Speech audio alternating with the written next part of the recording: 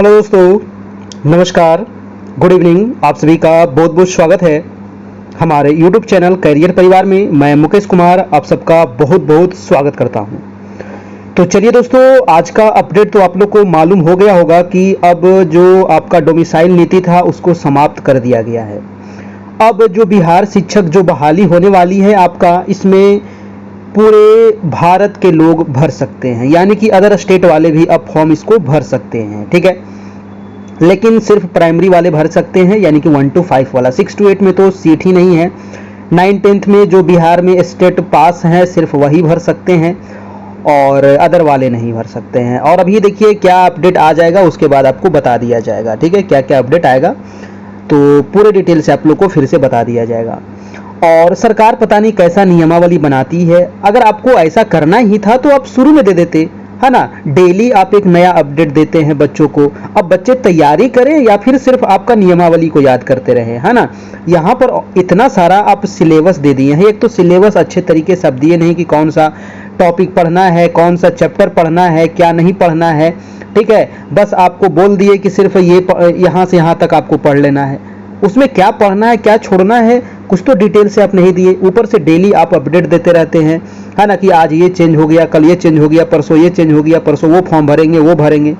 मतलब सिर्फ आपको पैसा ही कमाना है तो आप फॉर्म का दाम 5,000 रख देते, आपको पैसा मिल जाता ढेर सारा, है ना। क्या करिएगा पैसा लेकर के? 4 जिंदगी की जिंदगी है दोस्तों, फिर तो आपको वहीं जाना है सब लोगों को। ठीक है, तो चलिए, अब तो बिहार शिक्षक बहाली का फॉर्म जो है ये पूरे देश वाले भरेंगे, पूरे इंडिया वाले भरेंगे। हमको इससे कोई दिक्कत नहीं है, लेकिन आप शुरू में ही ये कर देते तो ज़्यादा अच्छा था। डेली एक नया अपडेट देने की ज़रूरत नहीं पड़ती, है ना। ऐसे मानसिक तनाव बढ़ता है आदमी का। ठीक है, मानसिक तनाव होता है। आप शुरू में ही कर देते, कोई दिक्कत नहीं था, है ना। चलिए, तो आज हम लोग देखेंगे हिस्ट्री का आपका क्लास होगा अभी। और हिस्ट्री का सीरीज जो चल रहा है आपका एनसीईआरटी, जिसमें हम लोग ज्योग्राफी कंप्लीट कर लिए हैं 6 to 10 तक। और आपका हिस्ट्री अभी चल रहा है पूरे chapter wise, line wise line पूरा ज्योग्राफी कंप्लीट करवाया गया है। अगर नहीं देखें तो आप देख लीजिएगा काफ़ी अच्छे तरीके से। और चैप्टर वाइज आपको क्वेश्चन आंसर भी करवा दिया गया है। ठीक है, पूरे डिटेल से आपको मानचित्र के माध्यम से आपका। तो अभी जो हिस्ट्री चल रहा है, हिस्ट्री का चैप्टर नंबर 2 आज होगा दोस्तों। चैप्टर नंबर 1 कंप्लीट हो गया था कल, और आज होगा चैप्टर नंबर 2, जिसमें हम लोग देखेंगे मेन रूप से सामाजिक विज्ञान के जितने भी बच्चे हैं उनके लिए ये चैप्टर वेरी वेरी इंपॉर्टेंट है। ठीक है, तो यहाँ पर अभी देखेंगे दोस्तों 50 महत्वपूर्ण सवाल, है ना। 50 महत्वपूर्ण प्रश्न यहाँ पर दिखने वाले हैं। ज़्यादा लंबा ये क्लास नहीं होगा, लगभग 35 से 40 मिनट का होगा आपका क्लास। ठीक है, डेली आपकी रात में क्लास चलती है आपकी 9 बजे से। ठीक है, 9 बजे से डेली रात में चलती है और दिन में 3 बजे से आपकी डेली क्लास चलती है दोस्तों। तो दोनों क्लास आपको करना है ना। और देखिए, इसका पीडीएफ अगर आपको चाहिए दोस्तों तो पीडीएफ नोट्स आपको मिल जाएगा बिहार शिक्षक बहाली का। आपका सामाजिक विज्ञान के जितने बच्चे हैं उनके लिए क्लास 9-10 के लिए। तो ये हमारा नंबर है 7857824310, और आपको स्क्रीन पर भी नंबर आपको दिख रहा होगा। ठीक है, 9 बजे से आपकी डेली क्लास चल रही है। तो फटाफट मेरे प्यारे दोस्तों सभी लोग जल्दी से आ जाइए। वीडियो को लाइक कर देना है जितने लोग आ गए हैं, है ना। अभी देखिए, पीडीएफ लेने का मात्र चार्ज है 499 रुपीज। ठीक है, तो आपको ऑनलाइन पे करना पड़ेगा, फोन पे, गूगल पे, पेटीएम, अमेजन पे, किसी माध्यम से दोस्तों आपको इसी नंबर पे करना होगा। ये नंबर आपको दिया गया है। और जो लोग भी पे करेंगे तो स्क्रीनशॉट लेके आपको व्हाट्सएप कर देना है, ताकि आपको सारे मटेरियल वहां पर प्रोवाइड कराया जा सके, है ना। आप इसको निकाल भी सकते हैं, खुद से मोबाइल में भी पढ़ सकते हैं, जैसे पढ़ना है वैसे पढ़ सकते हैं, कोई दिक्कत आपको नहीं है। पीछे जितना हुआ है वो सारा मिल जाएगा। आगे जो होगी एग्जाम तक आपकी क्लास चलती रहेगी। अब हमें लग रहा है जहां तक दोस्तों कि आपका जो एग्जाम का जो फॉर्म भरने का डेट है ना, एग्जाम के जो फॉर्म भरने का डेट है वो भी एक्सटेंड होने वाला है। और जो एग्जाम का जो डेट है वो भी हमको लगता है कि अब कुछ एक्सटेंड हो जाएगा। ठीक है, अब देखिए क्या होता है, जैसे ही कोई अपडेट आएगा आप लोग को बताया जाएगा। तो चलिए, आज का पहला सवाल हम देखते हैं। पहला सवाल है दोस्तों कि यूरोप में राष्ट्रवाद के साथ किनका उदय हुआ? बताइए, यूरोप में राष्ट्रवाद के साथ किनका उदय हुआ? ऑप्शन आपको दिया गया है कि राष्ट्र राज्यों का, राष्ट्र चेतन का, राष्ट्र प्रेम का, या राष्ट्र शक्ति का। दोस्तों, तो उदय किसका हुआ था? आपका राइट आंसर हो जाएगा ऑप्शन नंबर ए, यानी कि राष्ट्र राज्य का उदय हुआ था। आपका आंसर हो जाएगा आपका आंसर नंबर ए। आप लोग अपना अपना कमेंट करते चलना है नीचे, है ना। कमेंट करने से आपको याद हो जाएगा दोस्तों। अगला प्रश्न है आपका सेकेंड नंबर की, यूरोप में आधुनिक राष्ट्रवाद ने किससे संपर्क स्थापित किए? तो यूरोप में आधुनिक राष्ट्रवाद ने किससे संपर्क स्थापित किए? नए चिन्हों, प्रतीकों ने, नए विचारों और गीतों ने, उपयुक्त सभी ने दोस्तों। तो यूरोप में आधुनिक राष्ट्रवाद ने दोस्तों, आंसर हो जाएगा आपका आंसर नंबर डी, यानी कि इनमें से सभी, ऑप्शन नंबर आपका डी हो जाएगा। ये जो सवाल लिए गए हैं दोस्तों आपके एनसीईआरटी एससीईआरटी बुक में आपको मिल जाएगा, वहां अगर आप पढ़े होंगे तो आप देखिएगा, है ना, वहीं से आपको एकदम लिया गया है, कहीं से भी नहीं लिया गया है, ठीक है, एकदम एनसीईआरटी एससीईआरटी से आपका है और वही आपका मेन सिलेबस है। क्योंकि कुछ कंफर्म नहीं किया गया, कैसा ये बिहार सरकार है पता नहीं, भांग खा करके क्या करके दोस्तों ऐसा नियमावली बनाता है कि डेली उसमें चेंज करना पड़ता है। भाई साहब एक अच्छे तरीके से आप 4 साल से नियम बना रहे थे, है ना, और उसमें ऐसा नियमावली बनाते हैं कि डेली चेंज होता है, 50 वो केस होता है, क्यों ऐसा बनाते हैं, है कि नहीं? जो एप्लीकेशन देता है जाकर के उसी को अलाउ कर देते हैं, है ना, तो सबको अलाउ कर ना दीजिए, जो बीए केले हैं उसको भी अलाउ कर दीजिए, है ना, चंद्रमा पर से भी बुला लीजिए एलियन को, अगर उन लोगों को भी एग्जाम दिलवाना है, पूरे दुनिया को फार्म भरवाइए, कोई दिक्कत नहीं है। अरे भाई ऐसा नियम बनाइए ताकि लोग उसको सपोर्ट करें, है ना। चलिए अगला प्रश्न देखिए कि किसके नेतृत्व में कांग्रेस ने एक विशाल आंदोलन खड़ा किया था? एक विशाल आंदोलन खड़ा किया था कांग्रेस ने, वो थे आपके महात्मा गांधी। देखिए महात्मा गांधी सबसे महत्वपूर्ण थे, ऐसे जवाहरलाल नेहरू भी है, राजीव गांधी, आपके राजेंद्र प्रसाद भी हैं, लेकिन दोस्तों मेन इसमें कौन थे? तो महात्मा गांधी सबसे महत्वपूर्ण हो जाएगा, ऑप्शन नंबर आपका ए हो जाएगा आपका। अगला सवाल है दोस्तों कि आपका 4 नंबर, है ना, महात्मा गांधी आया तो बताइए। देखिए महात्मा गांधी कांग्रेस का जो एकमात्र अधिवेशन की अध्यक्षता किए थे, वो कौन सा अधिवेशन था? तो 1924 ईस्वी में हुआ था बेलगांव अधिवेशन, है ना, कर्नाटक में, याद रखिएगा, मात्र सिर्फ उसी का एक अध्यक्षता किए थे महात्मा गांधी जी, ये पूछा जाता है। अगला प्रश्न है आपका 4 नंबर की प्रथम विश्व युद्ध ने भारत में कैसी स्थिति उत्पन्न कर दी थी? प्रथम विश्व युद्ध जो होता है आपका 1914 से लेकर के 18 के बीच में होता है प्रथम विश्व युद्ध। तो प्रथम विश्व युद्ध में दोस्तों जो स्थिति उत्पन्न हुई थी वो एक नई राजनीतिक आर्थिक स्थिति, यानी कि आंसर हो जाएगा आपका 1 और 2 दोनों हो जाएगा, यानी कि आंसर नंबर हो जाएगा सी नंबर आपका, ठीक है।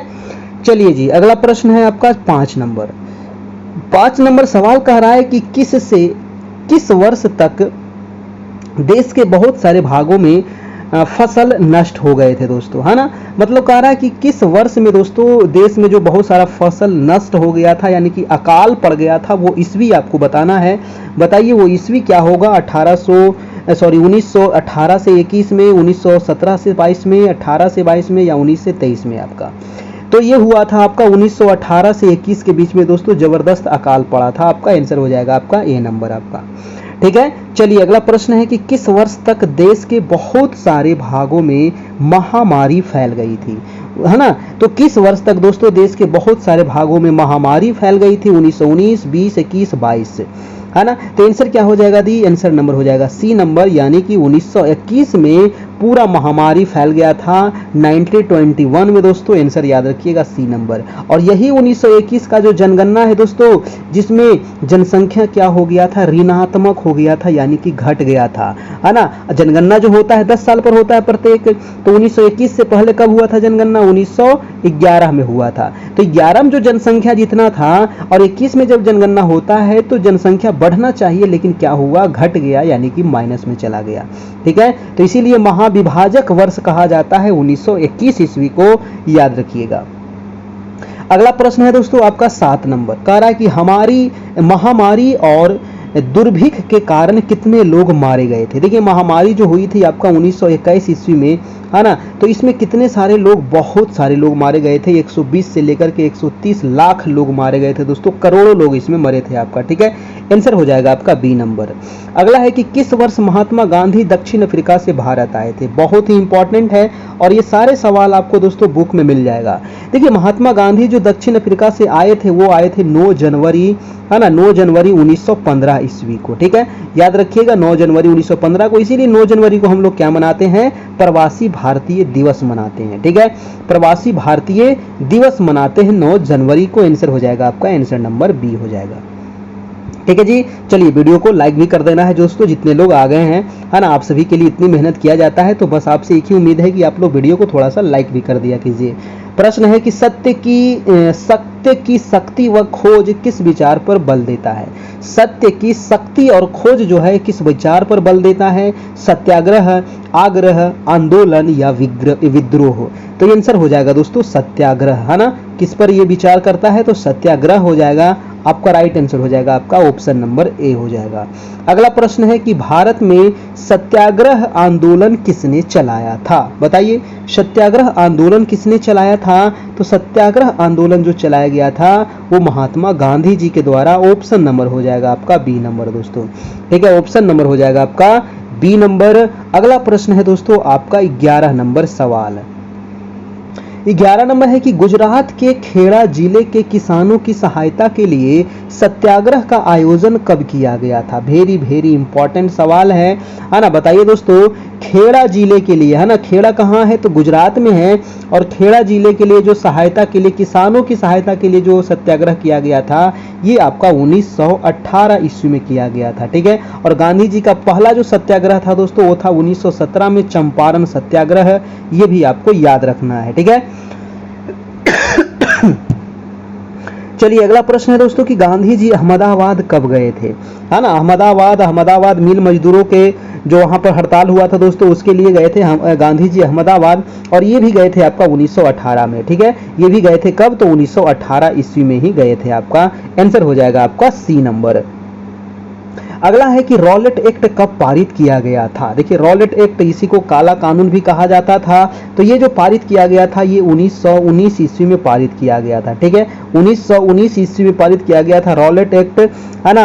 आंसर हो जाएगा आपका आंसर नंबर सी नंबर। अगला प्रश्न है कि जालियांवाला बाग हत्याकांड कब हुआ था? तो आपको पता होगा कि जालियांवाला बाग जो हत्याकांड हुआ था दोस्तों ये हुआ था अमृतसर में। कहाँ हुआ था? अमृतसर में हुआ था, है ना। और ये 13 अप्रैल को हुआ था आपका, ठीक है। 13 अप्रैल 1919 को हुआ था दोस्तों ये आपका कांड। आंसर हो जाएगा आपका बी नंबर। निहत्थे लोगों पर जनरल डायर के द्वारा दोस्तों गोलियां चला दिया गया था आपको, है ना। अगला प्रश्न है आपका 15 नंबर। और जनरल डायर को गोली किसने मारा था? तो लंदन जाकर के दोस्तों उधम सिंह ने ठोक के आया था आपका, है ना जी। याद रखिएगा कि अमृतसर में पुलिस ने एक शांतिपूर्ण जुलूस पर गोली चलाया था दोस्तों। ये कब हुआ था? तो वही 13 अप्रैल था आपका, है ना। 13 अप्रैल 1919 को आपका जालियांवाला बाग हत्याकांड के नाम से ये जाना जाता है, ठीक है।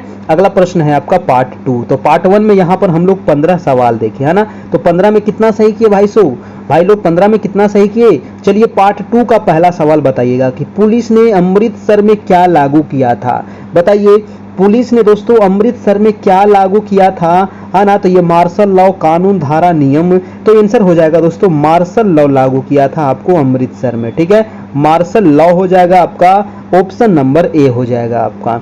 अगला प्रश्न चलते हैं दूसरा नंबर। दूसरा है कि कौन हथियारबंद सैनिकों के साथ अमृतसर पहुंचा? तो हथियारबंद सैनिकों के साथ जो अमृतसर पहुंचा था और निहत्थे लोगों पर गोलियां बरसा दी थी दोस्तों, हजारों लोगों की, उसमें हजारों लोगों की जानें चली गई थी, वो था आपका जनरल डायर, है ना। जनरल डायर को ही दोस्तों लंदन में जाकर के ठोक के आए थे। वो कौन थे? उधम सिंह। वो भी आपको ध्यान रखना है। अगला प्रश्न है आपका 3 नंबर। कह रहा है कि खलीफा की सुरक्षा के लिए मार्च 1919 में किसका गठन किया गया? तो खलीफा की सुरक्षा के लिए दोस्तों खिलाफत समिति का गठन किया गया। आपका आंसर हो जाएगा आंसर नंबर सी, ठीक है। खलीफा की सुरक्षा के लिए 1919 में तो खिलाफत समिति का गठन किया गया। नेक्स्ट है कि महात्मा गांधी की प्रसिद्ध पुस्तक, ये पुस्तक आपको हमेशा पूछा जाता है। तो ये पुस्तक का नाम है आपका हिंद स्वराज, है ना। क्या नाम है दोस्तों? महात्मा गांधी की महत्वपूर्ण पुस्तक है हिंद स्वराज दोस्तों। आंसर हो जाएगा आपका सी नंबर, ठीक है जी। अगला प्रश्न है आपका कि कांग्रेस ने नागपुर अधिवेशन में समझौता कब किया था? बताइए, कांग्रेस ने नागपुर अधिवेशन में जो समझौता किया था ये किया था आपको दिसंबर 1920 में। ऑप्शन हो जाएगा आपका बी नंबर, है ना, दिसंबर 1920 ईस्वी में। अगला प्रश्न है कि विदेशी यात्रा का बहिष्कार कब किया गया था? बताइए दोस्तों, विदेशी यात्रा का बहिष्कार कब किया गया? जून 1921, जुलाई 21, जून 22 या जुलाई 22? आंसर हो जाएगा आपका जुलाई 1922 ईस्वी में, है ना, विदेश यात्रा का बहिष्कार किया गया था। अगला है कि विदेशी कपड़ों को किसका प्रतीक माना जाता था? ये बताइएगा, विदेशी कपड़ों को किसका प्रतीक माना जाता था? पश्चिमी आर्थिक सांस्कृतिक प्रभुत्व, यानी कि आंसर हो जाएगा आपका डी नंबर, इनमें से सभी हो जाएगा। फटाफट आप लोग जवाब देते चलना है, बिल्कुल भी ज्यादा समय आपको नहीं दूंगा, है ना। चलिए अगला प्रश्न देखिए आपका 8 नंबर दोस्तों की असहयोग खिलाफत आंदोलन कब आरंभ हुआ था? देखिए असहयोग आंदोलन जो हुआ था ये हुआ था आपका 1920 ईस्वी में, गांधी जी ने शुरू किया था और ये समाप्त हो जाता है आपका 1922 ईस्वी में चौरी चौरा घटना के वजह से दोस्तों। और चौरी चौरा कहाँ है? तो ये है आपको गोरखपुर में, है ना। गोरखपुर में दोस्तों एक पुलिस थाने में दोस्तों लोगों ने आग लगा देती है और 24 पुलिस का जल करके उसमें राख हो जाते हैं। और इसी की वजह से गांधी जी दोस्तों इसको 5 फरवरी, है ना, 5 फरवरी 1922 को हुआ था चौरी चौरा घटना, और इसको 12 फरवरी को दोस्तों स्थगित कर दिए थे गांधी जी, यानी कि असहयोग आंदोलन को वापस ले लिए थे। अगला प्रश्न है आपका 9 नंबर कि किस वर्ष के मध्य विदेशी कपड़ों का आयात आधा रह गया था? बताइए किस वर्ष दोस्तों मध्य विदेशी कपड़ों का जो आयात था वो आधा रह गया था, यानी कि लोगों ने जो विरोध किया तो इसका बहुत जबरदस्त असर पड़ा था। तो आंसर हो जाएगा आपका 1921-22 में, है ना, 1921-22 हो जाएगा आपका, आंसर नंबर बी हो जाएगा। अगला सवाल है कि विदेशी कपड़ों के बहिष्कार से किस वर्ष में वृद्धि हुई? बताइए विदेशी कपड़ों के बहिष्कार से किस वर्ष में वृद्धि हुई? भारतीय कपड़ा मिलों, हथकरघा उत्पादन, क और ख दोनों। आंसर हो जाएगा दोस्तों सी नंबर, क और ख दोनों आपका आंसर बिल्कुल सही है। अगला है कि किसानों का नेतृत्व कौन कर रहे थे? बताइए किसानों का नेतृत्व जो कर रहे थे वो आपके महात्मा गांधी कर रहे थे दोस्तों। कौन कर रहे थे? वो थे आपके महात्मा गांधी, मोहनदास करमचंद गांधी। अगला सवाल है आपका कि बाबा रामचंद्र का आंदोलन किसके खिलाफ था? बताइए कि बाबा रामचंद्र का जो आंदोलन था ये किसके खिलाफ था? जमींदारों, तालुकदारों या ए एवं बी दोनों? तो आंसर हो जाएगा दोस्तों जमींदारों और तालुकदारों दोनों के खिलाफ था। आपका आंसर हो जाएगा आपका सी नंबर। नेक्स्ट प्रश्न है कि अवध में किसानों की मांग क्या थी? बताइए कि अवध में दोस्तों किसानों की मांग क्या थी? बेगार खत्म हो, लगान कम हो, या आपको दमनकारी जमींदारों का सामाजिक बहिष्कार हो, उपयुक्त सभी हो? तो ये सारे मांग थे दोस्तों किसानों का, है ना, जो अत्याचार हो रहा था, लगान लगाया गया था, दमनकारी नीतियां बनाई गई थी। आंसर हो जाएगा आपका D number, option number D, यानी कि उपयुक्त सभी। चलिए अगला सवाल देख लेते हैं। आपका सवाल नंबर है 14 नंबर। प्रश्न कह रहा है कि जवाहरलाल नेहरू ने अवध के गांवों का दौरा कब किया? बताइए कि अवध का गांव का दौरा कब किए दोस्तों? तो ये आंसर क्या हो जाएगा आपका 1920 ईस्वी, है ना, 1920 ईस्वी में दौरा किए थे। आंसर हो जाएगा बी। अगला है कि किसान सभा का संगठन कितनी शाखाएं बन चुकी थी? तो किसान सभा संगठन की दोस्तों कितनी शाखाएं बन चुकी थी? तो इसकी शाखाएं 300 से लगभग बन चुकी थी, है ना, 300 शाखाएं इसकी बन चुकी थी किसान सभा संगठन की। अगला है आपका पार्ट 3। तो ये पार्ट 2 भी आपका यहाँ पर समाप्त होता है, यानी कि 30 सवाल हम लोग कंप्लीट कर लिए हैं। 20 प्रश्न अभी और है, तो अभी क्लास नहीं छोड़ना है। अगला प्रश्न है आपका कि चौरी की हिंसक घटना कहां पर हुई थी? देखिए चौरा चौरी कांड हुआ था, ये हुआ था आपका दोस्तों कहां? तो ये है आपको उत्तर प्रदेश के गोरखपुर में, है ना, गोरखपुर पड़ता है आपको उत्तर प्रदेश में, ठीक है। आंसर हो जाएगा आपका सी नंबर। अगला सवाल है कि साइमन कमीशन भारत कब आया था? देखिए साइमन कमीशन का गठन होता है आपका 1927 ईस्वी में, है ना, और ये जब भारत आता है 1928 ईस्वी में। आंसर हो जाएगा आपका, आंसर नंबर सी हो जाता है, ठीक है ना, आंसर नंबर हो जाएगा आपका सी नंबर दोस्तों। अगला प्रश्न है आपका कि कांग्रेस के लाहौर अधिवेशन में पूर्ण स्वराज की मांग को कब मान लिया गया था? वेरी इंपॉर्टेंट सवाल है। तो कांग्रेस का जो लाहौर अधिवेशन है ये बहुत इंपॉर्टेंट है। 31 दिसंबर 1929 को हुआ था दोस्तों ये कांग्रेस का लाहौर अधिवेशन। ठीक है, कांग्रेस का लाहौर अधिवेशन 31 दिसंबर 1929 को। आंसर हो जाएगा आपका ए नंबर। इसकी अध्यक्षता किसने किए थे? तो जवाहरलाल नेहरू ने, है ना, जवाहरलाल नेहरू ने इसकी अध्यक्षता किए थे दोस्तों। और पूर्ण स्वराज की मांग किए गए थे, है ना, पूर्ण स्वराज की मांग की गई थी। इसमें यह भी आपको ध्यान रखना है। किस नदी के तट पर हुआ था? तो रावी नदी के तट पर हुआ था। यह भी आपको ध्यान रखना है। और इसी दिन यह भी निर्णय लिया गया था कि प्रत्येक 26 जनवरी को हम लोग दोस्तों स्वतंत्रता दिवस मनाएंगे। और इसीलिए हम लोग, भारत का जो संविधान है वो 26 जनवरी 1950 को ही आपका लागू हुआ है। यह भी आपको ध्यान रखना है। अगला सवाल है कि वायसराय इरविन को पत्र कब लिखा गया था? देखिए, लॉर्ड इरविन जो था ना, तो इरविन को पत्र लिखे थे। किसने लिखे थे दोस्तों? तो ये लव लेटर लिखा गया था गांधी जी के द्वारा। और ये लिखा गया था 31 जनवरी 1930 ईस्वी को। ठीक है, 31 जनवरी 1930 ईस्वी को इरविन को पत्र लिखे थे। आंसर हो जाएगा सी नंबर। अगला सवाल है आपका कि वायसराय इरविन के पत्र में कितनी मांगों का उल्लेख किया गया था? तो इसमें बहुत सारा मांग था, है ना, क्योंकि इसी समय हो रहा था आपको गोलमेज सम्मेलन लंदन में। और दोस्तों ये मांग था आपको टोटल 11 मांग था आपका गांधी जी के द्वारा आपका, है ना जी। अगला प्रश्न है कि गांधी जी का पत्र किस तरह का था? तो ये गांधी जी जो लेटर लिखे थे आपको इरविन को, ये किस तरह का था? तो अल्टीमेटम यानी कि चेतावनी था, मांग पत्र था, यानी कि दोनों हो जाएगा दोस्तों, ये दोनों हो जाएगा आपका। आंसर नंबर सी हो जाएगा आपका। ठीक है, आंसर हो जाएगा आपका सी नंबर आपका, यानी कि ये दोनों था। अगला सवाल है आपका 7 नंबर।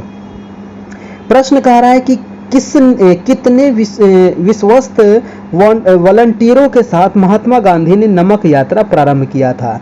जी हाँ दोस्तों, नमक यात्रा जो प्रारंभ किए थे गांधी जी ने, है ना, नमक यात्रा जो प्रारंभ किए थे, तो इसमें टोटल 78 अनुयायियों के साथ किए थे, है ना, 78 अनुयायियों के साथ किए थे। और कहां से कहां तक किए थे दोस्तों, ये आपको बताना है। और कब से कब तक किए थे ये भी आपको बताना है।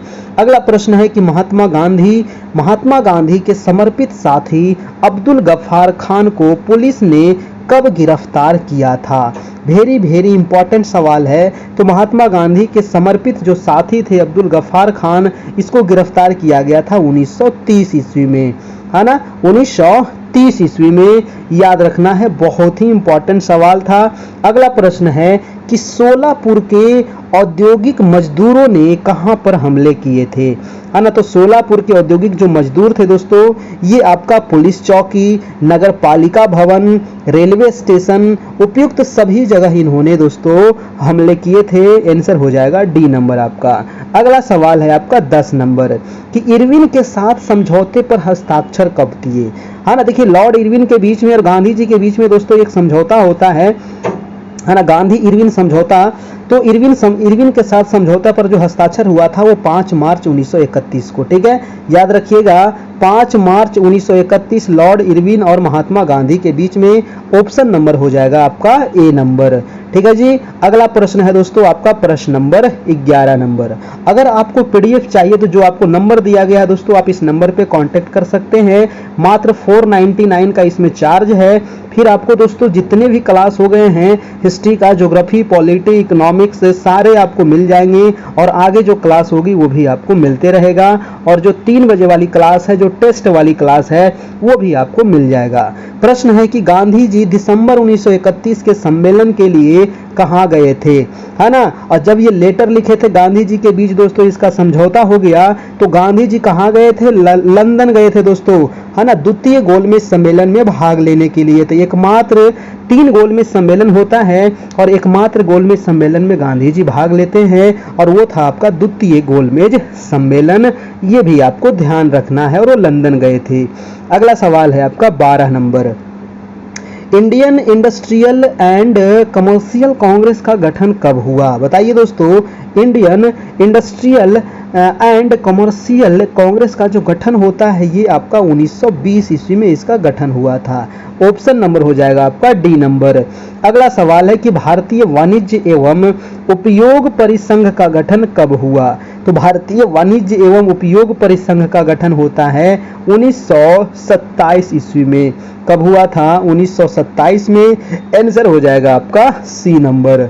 अगला है कि 1930 और 1932 में किनकी हड़ताल हुई थी, है ना? 1930 और 32 में दोस्तों किनकी हड़ताल हुई थी? रेलवे कामगारों की, या फिर आपको गोदी कामगारों की, या फिर ए और बी दोनों, यानी कि आंसर हो जाएगा आपका सी नंबर, ए और बी दोनों आपका। अगला प्रश्न है दोस्तों कि छोटा नागपुर में मजदूरों ने क्या पहनकर अभियानों व रैलियों में भाग लिया था? तो बताइए कि छोटा नागपुर में जो रैली हुआ था इसमें गांधी वस्त्र, खादी वस्त्र, गांधी टोपी या सूती वस्त्र? तो ये गांधी टोपी पहन के दोस्तों सभी लोग भाग लिए थे, गांधी टोपी के पहन करके। आंसर हो जाएगा आपका आंसर नंबर सी। अगला प्रश्न है आपका 16 नंबर। 16 नंबर सवाल है कि 1930 में कितने दलों को दलित वर्ग एसोसिएशन में संगठित किया था? सॉरी, किसने, है ना? 1930 में किसने दोस्तों दलित वर्ग एसोसिएशन में संगठित किया था? बहुत ही इंपॉर्टेंट सवाल है। तो वो कोई और नहीं, वो कौन होंगे? तो डॉक्टर भीमराव अंबेडकर जी। ठीक है, भीमराव अंबेडकर। और इन्होंने ही दोस्तों जो हमारा अनुच्छेद 32 है, संवैधानिक उपचारों का अधिकार है, इसको हृदय एवं आत्मा कहे हैं। ये भी आपको ध्यान रखना है। अगला है आपका 17 नंबर सवाल। कह रहा है कि 1930 में किसने दलितों को दलित वर्ग एसोसिएशन में संगठित किया था? अच्छा, ये क्वेश्चन रिपीट हो गया, आपका ऑप्शन नंबर सी हो जाएगा। नेक्स्ट प्रश्न है आपका 18 नंबर। प्रश्न है कि किसने राष्ट्रवाद की भावना को साकार करने में अपना योगदान दिया था? तो राष्ट्रवाद की भावना को साकार करने में अपना योगदान किसने दिया दोस्तों? क्या होगा आपका? ऑप्शन दिया गया है लोक कथाएं एवं गीत, इतिहास एवं साहित्य, चित्र एवं प्रतीक। आंसर हो जाएगा आपका डी नंबर, इनमें से सभी दोस्तों। अगला प्रश्न है आपका 19 नंबर कि भारत की पहचान किस छवि के रूप में ली गई है? तो भारत की जो पहचान ली गई है वो हमारे भारत माता, है ना? भारत माता की जय। सभी लोग एक बार कमेंट कीजिए कि भारत माता की जय। अगला प्रश्न है दोस्तों आपका 20 नंबर प्रश्न। कह रहा है कि राष्ट्रवाद की भावना उत्पन्न करने का एक और साधन कौन सा है? तो राष्ट्रवाद की भावना को उत्पन्न करने का एक और साधन है इतिहास की पुनरावृत्ति, राष्ट्र प्रेम, राष्ट्रीय चेतना या राष्ट्र का विकास। तो सबसे इंपॉर्टेंट हो जाएगा इतिहास का पुनरावृत्ति। ऑप्शन नंबर आपका ए हो जाएगा। ठीक है, तो ये रहा दोस्तों आज का 50 महत्वपूर्ण प्रश्न चैप्टर नंबर 2 से। कैसा लगा आपको यहाँ पर बताना पड़ेगा। ठीक है ना जी? तो ये रहा महत्वपूर्ण। इसका पीडीएफ दोस्तों आपको मिल जाएगा, जो नंबर आपको दिख रहा है स्क्रीन पर। और लेकिन इसमें थोड़ा सा आपको चार्ज पे करना पड़ेगा, बहुत मेहनत लगता है ना? तो मात्र 499 का इसमें चार्ज है, ज़्यादा चार्ज नहीं है ना? आपसे ज़्यादा चार्ज नहीं लिया जा रहा है, कोई मंथली चार्ज नहीं है, बस वन टाइम आपको 499 का इसमें चार्ज लगेगा। फ़ोन पे, गूगल पे, पेटीएम किसी भी माध्यम से आपको इस पर पे करके व्हाट्सएप करना होगा, फिर आपको व्हाट्सएप ग्रुप में ऐड कर दिया जाएगा। वहाँ बहुत सारे लोग जुड़ गए हैं, है ना? हजारों लोग जुड़े हैं और तैयारी कर रहे हैं। तो यहाँ पर आपको दोस्तों स्क्रीनशॉट आपको भेज करके जुड़ जाना है, आपको पेमेंट करके स्क्रीनशॉट भेजना है। फिर आपको पर्सनली सारे जितने क्लास हो गए हैं वो सारा पीडीएफ आपको मिल जाएगा दोस्तों, सभी मिल जाएगा, एक बार में आपको मिल जाएगा, है ना? चलिए जी, तो आज इतना ही रहने देते हैं और फिर मिलेंगे हम नेक्स्ट क्लास में। कल होगी आपकी क्लास 3 बजे वाली, तो 3 बजे भी आपको जरूर से जरूर कल आपको जुड़ना है ना? चलिए, तो आज इतना रहने देते हैं, फिर मिलते हैं नेक्स्ट क्लास में। और जो भी आपका सवाल होगा दोस्तों अपना अपना अगर किसी प्रकार का, तो आप लोग नीचे पोस्ट कर देना है, हम उसका जवाब आप सभी को दे देंगे। Thank you, good night, good bye, take care, अपना ख्याल रखिए। लेकिन अब तैयारी को थोड़ा सा और बढ़ाना पड़ेगा, क्योंकि ये सरकार जो है ये दिन प्रतिदिन पता नहीं क्या कर रही है ना? भाई साहब, आप शुरू में ही दे देते, शुरू में ही सबको अलाउ कर देते कि पाकिस्तान वाले भी भरेंगे, नेपाल वाले भी भरेंगे, चाइना वाला भी भरेंगे, है ना? तो और मजा आ जाता है कि नहीं? हम लोग को भी अच्छा लगता कि चलो भैया पूरे देश के साथ बैठ के एग्जाम देंगे, है ना? फिर देखते हैं कि किसमें कितना है दम, है ना? इंडिया वाले को क्यों दिए हैं? सभी को मौका देना चाहिए था, हमारे जितने पड़ोसी हैं, है कि नहीं? अब देखिए शुरू में ही मौका, डेली इसीलिए गुस्सा आता है कि डेली आप अपडेट क्यों करते हैं। आप एक बार अपडेट करते हैं ना, शुरू में ही सबको मौका दे देते, कोई दिक्कत नहीं था, है ना। डेली अपडेट होता है, डेली कभी कोर्ट कहेगा तब अपडेट कीजिएगा, कभी लड़का लेटर देगा तब अपडेट कीजिएगा। ऐसा नियम काहे बनाते हैं भाई, है ना। ऐसा नियम काहे बनाते हैं। ऐसा देखिए, ऐसा नहीं कि सिर्फ इसी एग्जाम में है, कोई भी एग्जाम होता है ना बिहार का तो ये लफड़ा लगता ही है ना। वैकेंसी आता है और 50 को केस हो जाता है, वैकेंसी आने के साथ ही आंदोलन शुरू हो जाता है। एग्जाम होता है, डेट बढ़ते जाएगा, क्वेश्चन आउट होगा, केस होगा, आंदोलन होगा, लड़ाई होगा, मारपीट होगा, क्या होगा। इसी करते करते 4 साल 5 साल घिंच देती है सरकार। सरकार को क्या गया, सरकार को थोड़ी कुछ इसमें फर्क पड़ता है। फर्क तो पड़ता है यहाँ बच्चों को, है ना, जो इतने दिनों से इंतजार कर रहे हैं। एक तो आप स्टेट लेकर के इतना दिन से आप रोके रहे, अब नियमावली लाए, अब इसको भी पता नहीं कितने दिन आप लपेटिएगा, कौन जानता है ना। चलिए दोस्तों, तो आप लोग तैयारी करते रहिए, क्या कर सकते हैं, जब बिहार में पैदा हुए तो सब झेलना ही पड़ेगा आप लोग को, है ना। तो ध्यान रखना है और तैयारी को भी जारी रखना है। Thank you, good night, good bye, take care.